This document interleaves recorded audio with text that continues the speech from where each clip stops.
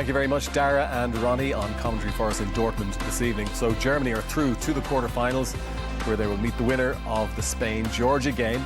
In the other half of the draw, Switzerland have booked their place in the last 8, and they await winner of England-Slovakia. So disappointment for Kasper Schmeichel and Christian Eriksen. Denmark bow out of the tournament, and while they may have questions to ask about some of the decisions made this evening, whether it be from VAR or indeed Michael Oliver, the match referee, it's probably fair to say, Kenny, justice was done in the end, really, and Germany were deserved victors on the night. Yeah, but they had to scrap and claw their way to victory tonight.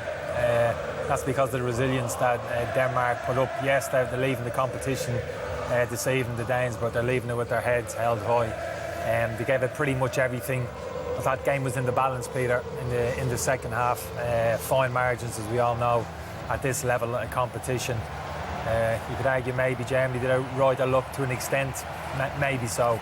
But you're right, kind of quality probably shone through in the end. And yeah, I would agree with you, Germany were probably the deserved winners, but not by a significant margin. No, but they continue their progress through the competition. And Richie, I suppose it's always fair to say that when teams like that are relatively evenly matched throughout a game, that you look to the players of real quality to turn up at those important moments, like Musiala did with the second goal. Yeah, he certainly did with that second goal.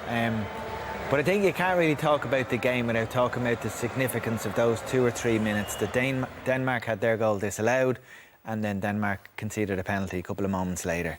The phrase "justice was done" was mentioned by you a moment ago. I think the correct outcomes were arrived at on both occasions because the technology is so specific that the infringements, no matter how minor they are, will be picked up. And there were infringements and they were in breach of the laws, so the referee came to the right outcome. But it just seems wrong that when you're offside by the width of a pen or a width of a sock, I don't know what the exact measurement was, that you would have a goal ruled out, or that you would touch a ball with the most minuscule contact and have a penalty. It just feels wrong. We've said this umpteen times about so many different occasions over the year. The law just seems wrong, but yes, but the laws have been applied. Outcome has been reached. Yeah, there seems the consequences of those just seems totally disproportionate. Yeah, but I understand what you're saying, but where do you draw the line with that? Know, is it an inch, half a foot? I mean, that's it. That's the rule. That's what we've kind of bought into. So, yeah, sucks for it. Yeah, and there's the right decision. There's still calls that the referee has to make, for instance, whether he deemed Anderson's hand, for example, we'll get to this when we review the award of the penalty against Denmark, whether his hand was in a natural or unnatural decision. And that's a fairly objective view as far as the referee is concerned. Yeah, it's a tough one because it depends on the player, it depends on their body movement, it depends on that instant where they're swiveling towards the ball, they're moving away from you, your hands can come out sometimes. When I watch penalties be given, my pet hate watching footballers is when they go to defend the ball and they put their hands behind their back. It's just something that's not natural to me. I would have probably given so many penalties away because I can't do that. I can't defend against a player. If you're one-on-one with a winger, you can't balance, you can't get your hammer across them. So I would look and think, but I know why they do it. And because of what's happened there, you have to do that now because even if you seem like it is kind of natural, any touch off, it's going to be given against you. So I can understand that. I get it. It's so harsh and it's such fine margins that you're dealing with that it doesn't seem. It's not the football we played. It's not the football we were used to, and it's hard to deal with. OK, Stephen, well, we'll have a look at it very short. Germany march on with a 2-0 victory over the Danes, and we had a word there about the penalty that was awarded just before our commercial break. We're going to have a look at it now, Richie. And initially, I think we deemed it very harsh, but as we said, probably the rules of the game have been applied, and this is what has happened. Yeah, there's the laws of the game, and the technology here can spot when you make an infringement. But there's two things here. One, the position of his hand was the contact with the ball, there clearly was. But the discussion then is whether or not his hand position is justifiable by the movement of his body.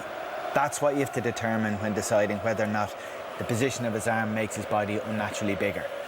Anyone who jogs knows that you lift your arm. Yeah. Nobody in the world jogs or runs with their wrists by their hips. You move your arms, and then if you try and stop suddenly or change direction, as Anderson did there, your arms are going to swing. There's going to be natural momentum. And none of those things are factored in because they just look at it and go, well, your arm's up in the air, shouldn't be up in the air, that's unnatural. They don't factor in that the movement of your body would make that movement understandable and justifiable. I think it's also interesting, Kenny, that his eye line was still where the ball had been played from. I mean, that shows how close he was to the ball, and he had no chance of moving out of the way. I don't think that's a fact in terms of where his eye line is. It is the position of his arm where it strikes his hand. For me, I deem that unnatural. I don't think he's travelling. He's quite stationary there, the player. I understand as you swivel your arm to a certain extent comes away from your body, but for me it's too high. If it's at an angle here, a kind of 90 degrees, it's fine. When the hand is up there, that's natural. That's unnatural. That's the difference. I think it was a penalty. You're genuinely, you're seriously saying that's the difference between natural and unnatural is what? That's 10 like degrees? the offside, you were saying about the sock. That's offside, that isn't. But the offside is a clearly defined thing. And a line will tell you the difference. This is a discussion about subjectivity and what is the natural bodily...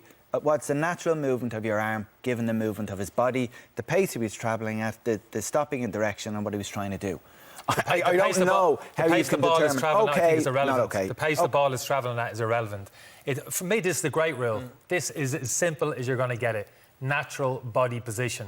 That's referee has not definable. I've been in that situation. That's not definable. Me and Stephen have been in that situation 1,000 times. Stephen, I'm sure, will tell us what he feels now. Should the referee, Stephen, can I come to Stephen on this? Should the referee take into account at all that he was trying to get his hand out of the way? He made a clear attempt to try and move his hand out of the way. He actually only moves his hand after the ball hits it. I think it's a reactionary thing. So as it hits his hand, then he tries to pull away because that's I know. No, that doesn't make a point. Yeah, it's whether or not it's a natural position. And I have to admit, I kind of agree with Kenny on this. I think you either do, you don't. As a defender, I don't think you put your hands up. You have them down. So as he's turning, I would always be in this position because you go across waist-side, you go across there, you never go up there. You're with him. Okay. I think it's a bit more. I think his hand is here. Absurd. Totally I think his hand should be lower. Nonsense. I think his hand should be lower. Nonsense. By the way, I think the exchange you had during the game was far more interesting because there was a sort of choreographed dance involved. There was bodily movement. Sort of resembles the old mashed potato, if you can remember that one. By the way, OK, we don't have time for the Hoyland chance, which happened just before Germany got their second goal.